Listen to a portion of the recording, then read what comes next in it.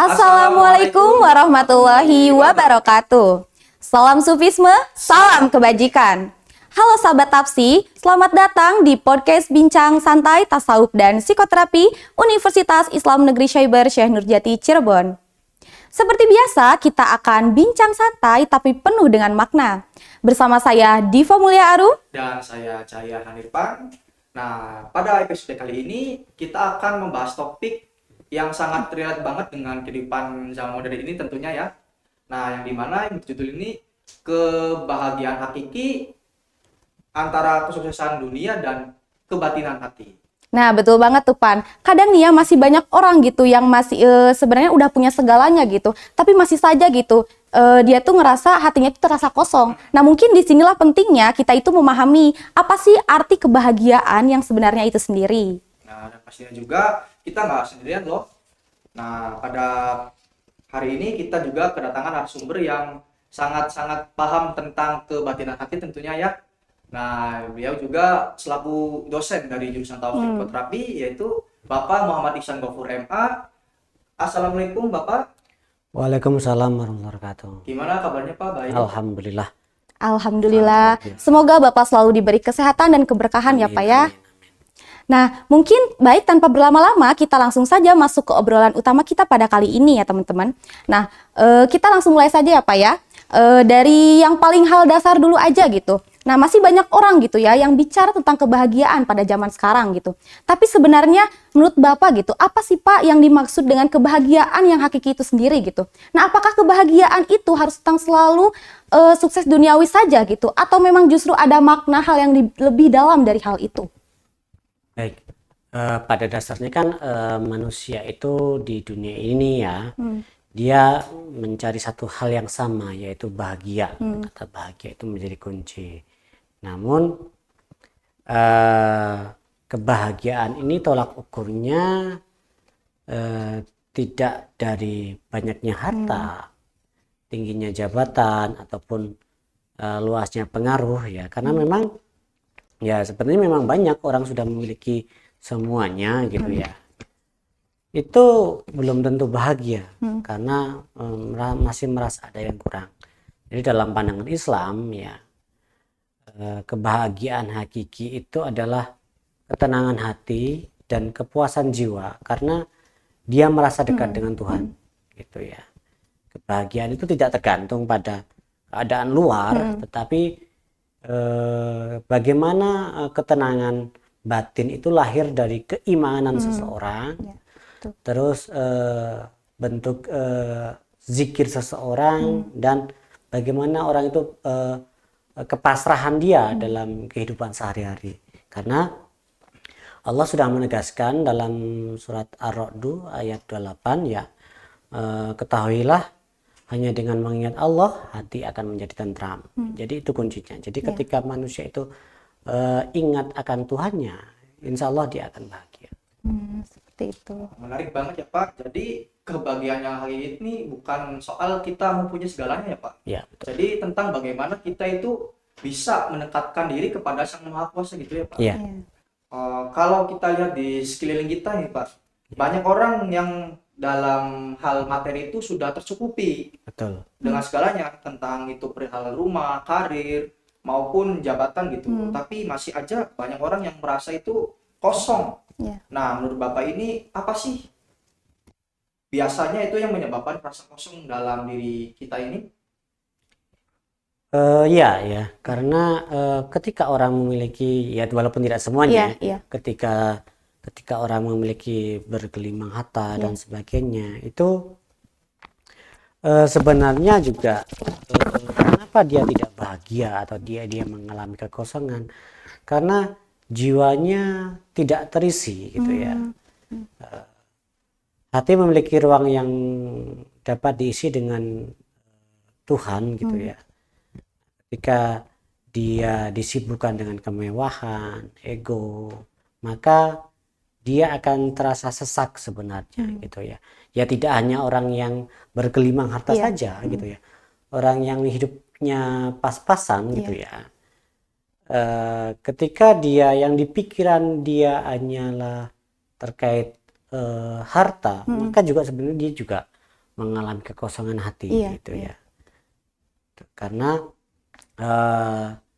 ya apa ya, kekosongan itu bisa disebut dengan keterasingan jiwa dari sumber asalnya yaitu Iya. Tuhan gitu. Jadi ketika orang ingin bahagia, ya bagaimana mengisi kekosongan itu dengan tuntunan-tuntunan ajaran agama Iya, iya, yang betul. dianutnya gitu ya.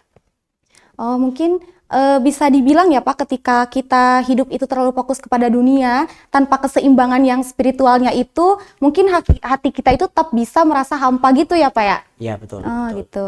Ya, kalau misalnya kita bicara tentang kedamaian hati ya Pak, tentu saja gitu ada faktor-faktor yang menumbuhkannya. Nah, mungkin menurut Bapak gitu ya, apa saja sih Pak hal-hal yang bisa menumbuhkan kedamaian hati itu sendiri? Jadi yang menyebabkan orang itu tenang ya, Iya. dan damai gitu ya. Dia pertama harus iman dulu Iya. ya, dan tawakal ya. Dimana di situ dia menggantungkan semua urusan kepada Allah gitu ya, kepada Tuhan gitu ya. Tapi di sini tawakal yang di sini adalah ya tetap ada upaya gitu ya, karena memang manusia ditugaskan untuk bersyariat, artinya ketika dia ingin pintar maka dia harus belajar gitu ya. Betul. Ketika dia ingin tercukupi maka dia harus bekerja gitu. Nah, itu adalah bentuk upaya syariatnya gitu ya. Kemudian kedua, dia harus syukur ya, bersyukur dan qanaah. Artinya menerima dengan lapang dada Iya. apa yang dimilikinya gitu ya. Jadi ketika dia bersyukur ya, ya ketika dia menerima gitu ya, baik itu saat susah maupun bahagia, nah itu insya Allah dia akan tenang. Kemudian dia ikhlas Iya. dan memaafkan, karena ketika kita mengikhlaskan, maka tekanan-tekanan batin itu akan ikut hilang. Kemudian tentu ya, dalam kehidupan sehari-hari kita juga kita perlu melakukan namanya ibadah. Iya. Gitu, karena itu bentuk komunikasi kita dengan Tuhan gitu ya. Jadi kalau kita melakukan aktivitas apapun itu, kalau tidak diniati ibadah ya sama saja sebenarnya itu akan mengalami kekosongan gitu ya.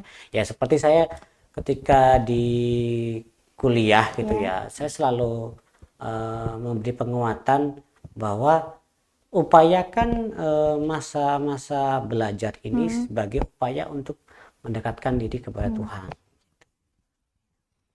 Oh, berarti kedamaian hati ini yang saya rangkum juga faktor-faktornya juga hanya untuk berproses untuk mendekatkan diri kepada Allah gitu ya Pak. Iya, betul. Dan sekarang ini juga kita kan hidup di era yang serba cepat ini nih Pak. Nah, semua orang juga aktif dalam media sosial masing-masing kan. Nah, malah dalam medsos ini kita menjadi suatu tolak ukur perbandingan antara hidup kita dengan orang lain gitu Pak. Nah, menurut Bapak nih, apakah media sosial itu punya pengaruh besar terhadap proses kita untuk mencari kedamaian hati ini Pak? Tentu ya, karena memang manusia itu kan di era digital Iya. ini ya, kita sering apa ya, diperlihatkan dengan istilahnya kebahagiaan Iya, palsu gitu betul. ya. Di situ dimana ada pencapaian, gaya hidup, bahkan validasi. Iya, betul. Iya, iya. Iya. Jadi misalnya kan ketika kita posting, kita akan melihat berapa sih yang sudah nonton, berapa sih Iya. yang Betul like sekali. gitu Iya, ya. iya, betul. Nah, itu juga sebenarnya akan mempengaruhi kita gitu loh. Kok ternyata postingan kita nggak ada yang like ya. Iya. Nah, itu tentu akan membuat kita itu membanding-bandingkan Iya, betul. baik diri kita maupun orang lain. Ya, yang kita lupa adalah prosesnya. Iya. Ya, kita, ibarat gini, ketika kita menanam gitu ya, maka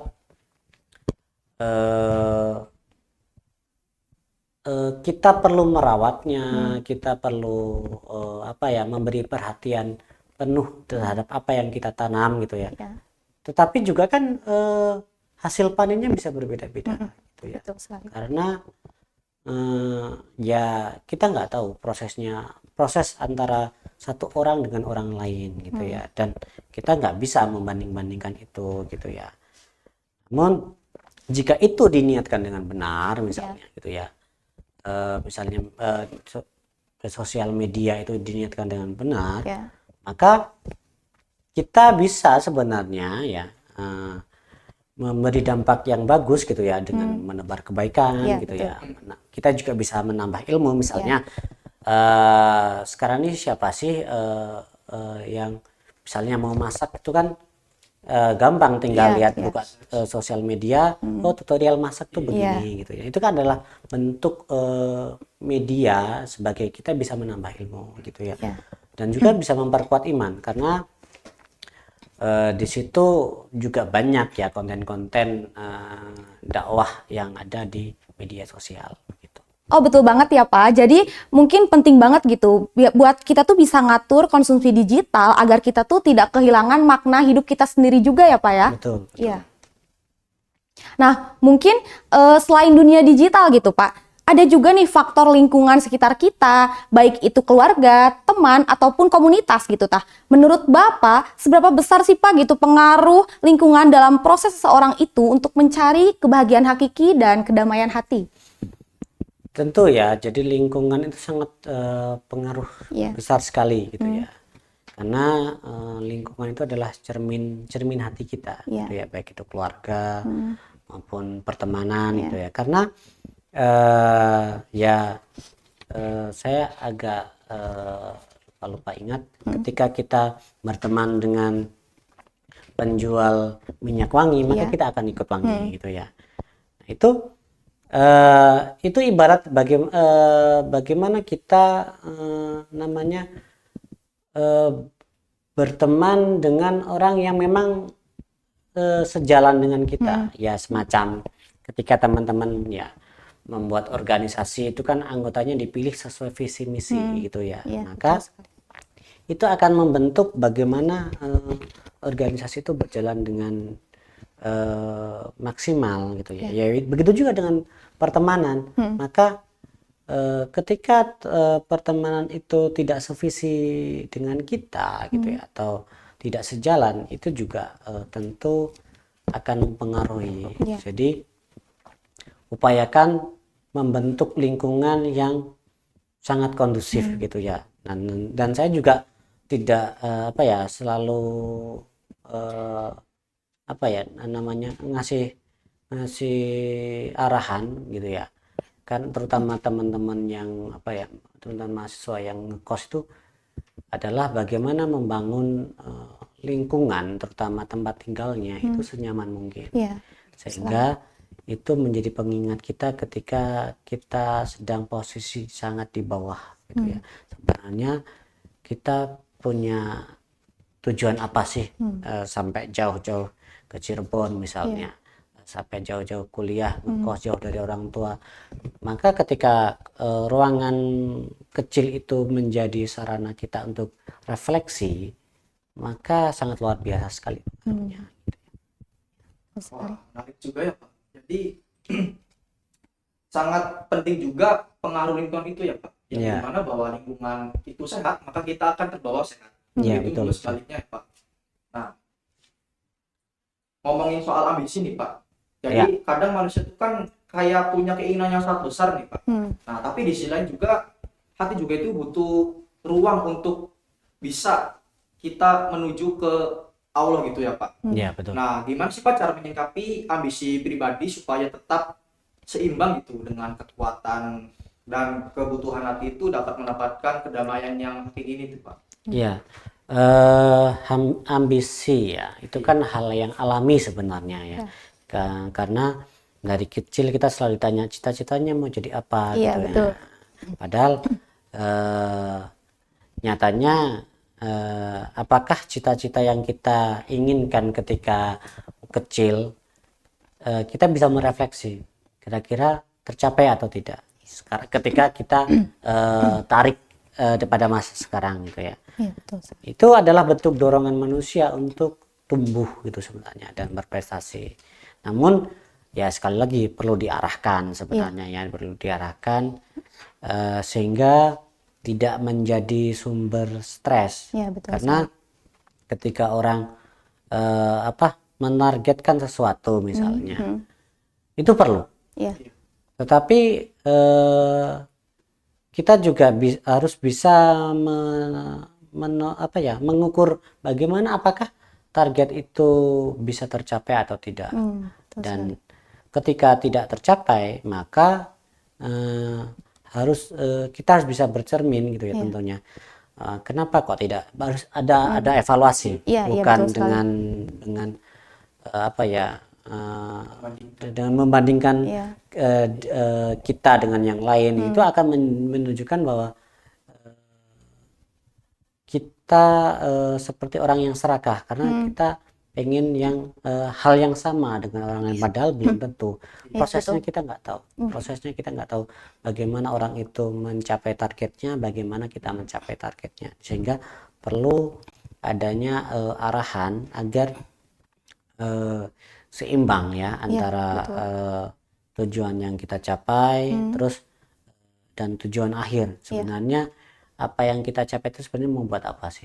Gitu. Betul sekali. Berarti kuncinya itu ada di niat dan keseimbangan ya Pak ya? Betul, betul. Ambisi itu boleh ya Pak, tapi tetap diiringi dengan kesadaran spiritual kita sendiri juga ya? Betul. Iya.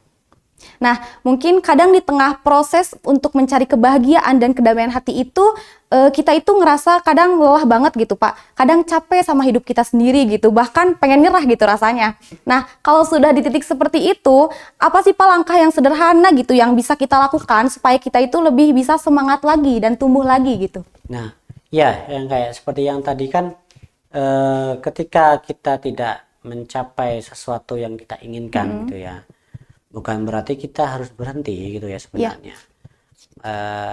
Perlu yang ada namanya evaluasi diri gitu ya.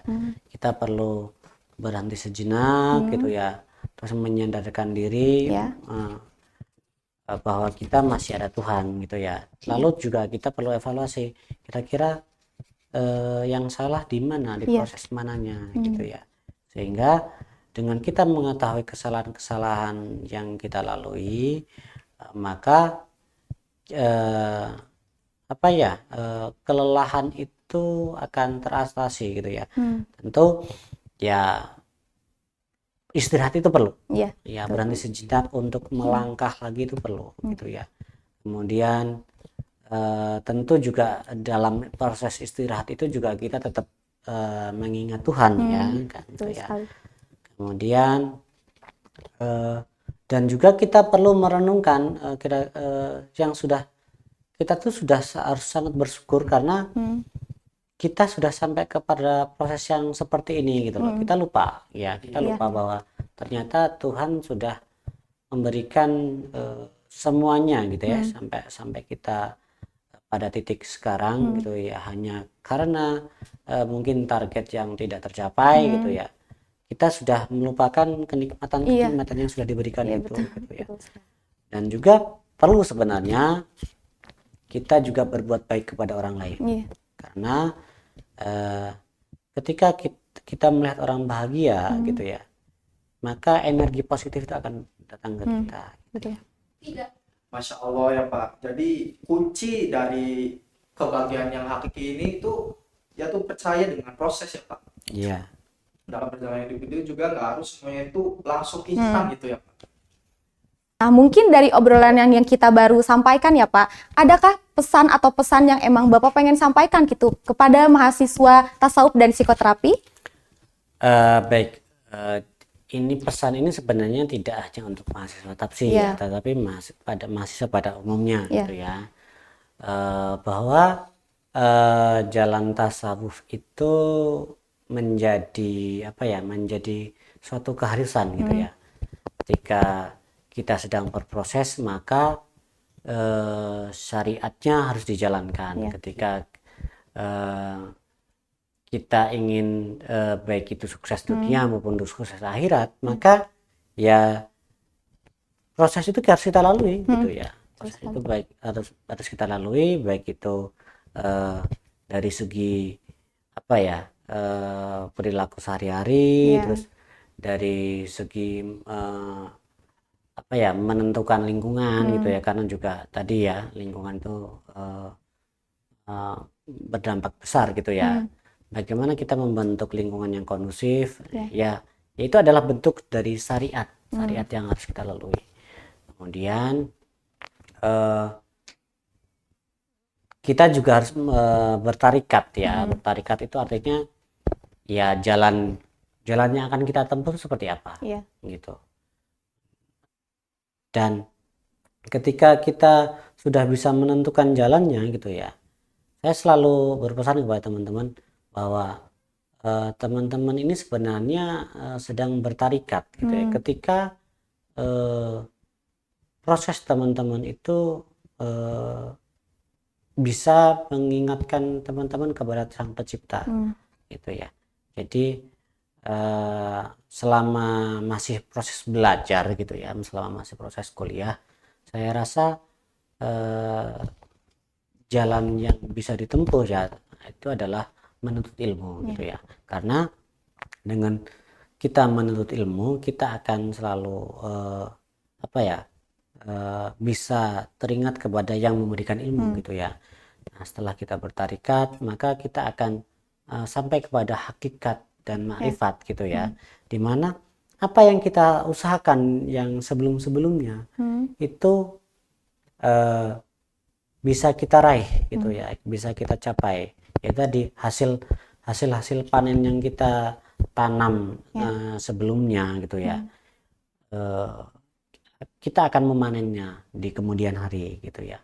Karena tanpa kita bersyariat, maka ataupun tanpa kita bertarikat, tanpa kita melalui proses itu gitu ya, kita nggak bisa langsung menerima hasil gitu ya. Karena nggak semua orang tentu pada derajat seperti itu gitu ya. Nah, yang jelas harus menyadari sebenarnya kita sampai tingkat amanah gitu ya. Karena ketika kita sadar kita pada tingkatan mana gitu ya, maka proses itu perlu ya, proses itu perlu, dan insya Allah tidak akan mengkhianati hasil. Masya Allah ya teman-teman, banyak banget nih ilmu dan refleksi yang bisa kita ambil dari obrolan kita pada hari ini. Nah, mulai dari makna kebahagiaan hakiki, kedamaian hati, sampai cara menghadapi ambisi dan tekanan hidup kita sendiri. Iya, benar banget. Jadi pada intinya juga kebahagiaan hakiki ini bukan soal sukses dalam dunia. Nah, tetapi juga harus tentang bagaimana hati kita itu menjadi tenang, damai, dan sejahtera. Iya. Dan dekat dengan Allah. Ya, mungkin terima kasih banyak kepada Bapak Muhammad Ihsan Gofur MA atas ilmu dan waktu yang sudah Bapak luangkan untuk bincang santai Tapsika pada kali ini. Semoga apa yang kita bahas bisa bermanfaat untuk kita semua. Nah, dan terima kasih juga buat teman-teman pendengar setia podcast Tasawuf dan Psikoterapi ini, yang jangan lupa terus ikuti episode menarik lainnya di Bincang Santai Tapsi selanjutnya. Sampai jumpa di episode berikutnya. Wassalamualaikum warahmatullahi wabarakatuh.